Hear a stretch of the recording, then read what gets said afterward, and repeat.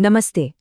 यहाँ हम बड़े बड़े आइडियाज को बहुत ही आसान तरीके से समझते हैं और आज हम बात करने वाले हैं हम सबके बचपन की पसंदीदा कहानी की, खरगोश और कछुआ। लेकिन हम इसे एक अलग नजरिए से देखेंगे और समझेंगे कि ये कहानी स्ट्रैटेजी के बारे में क्या कुछ सिखाती है। ये एक बहुत ही सीधा सा सवाल है ना? पर असल में यही सवाल खरगोश और कछुए की कहानी का दिल है, उसका सार है।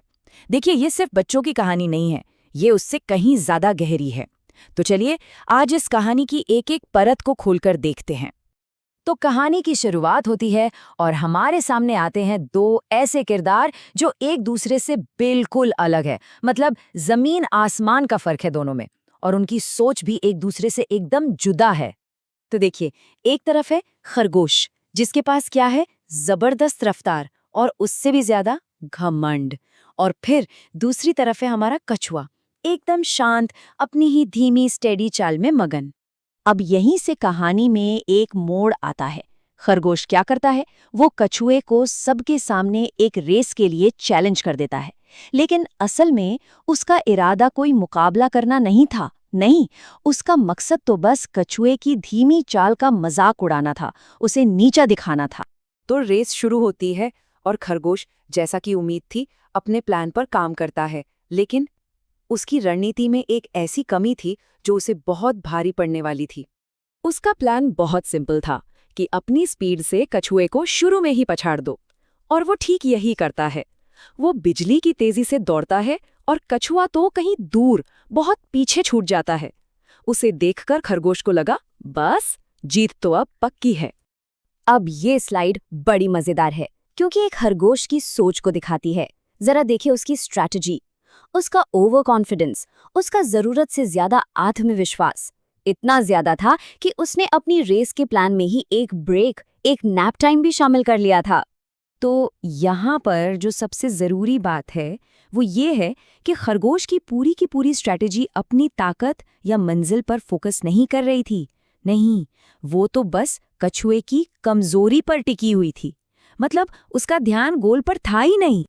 चलिए अब आगे बढ़ते हैं और देखते हैं कि कहानी का सबसे शांत लेकिन शायद सबसे जरूरी मोड़ कैसे आता है।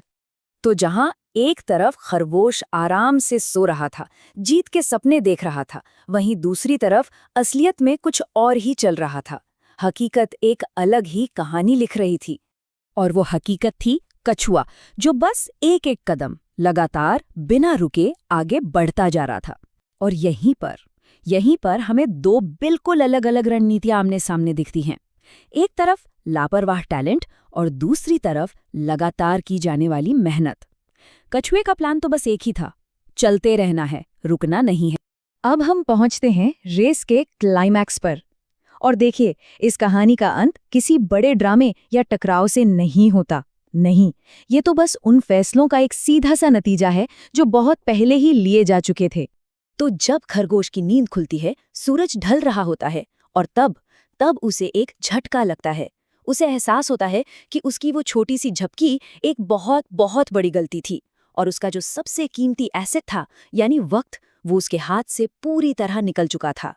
अब बहुत देर हो चुकी थी। कछुआ तो पहले ही फिनिश लाइन पार कर चुका था। हाँ, खरगोश ने आखिर में बहुत तेज दौड़ लगाई, लेकिन कोई फायदा नहीं हुआ, वो हार गया। और जानते हैं, वो किसी तेज दौड़ने वाले से नहीं हारा, वो हारा अपनी ही लापरवाही से, अपने ही घमंड से, और कछुए की उस जिद से जो उसे लगातार चलाती रही। तो रेस के बाद क्या हुआ? पूरी की पूरी बाजी ही पलट गई। जिस खरगोश ने मजाक उड़ाया था, अब सब उसी पर हंस रहे थे। और जिस कछुए को कमजोर समझा गया, उसकी विनम्रता और मेहनत का इनाम मिला, उसका सम्मान हुआ। तो सवाल ये उठता है कि इस पूरी कहानी के विश्लेषण से, इस ब्रेकडाउन से हमें असल में क्या सीखने को मिलता है? मतलब ये कहानी आज भी इतनी रेलेवेंट क्यों है? क्यों हम आज भी इसकी बात कर रहे हैं?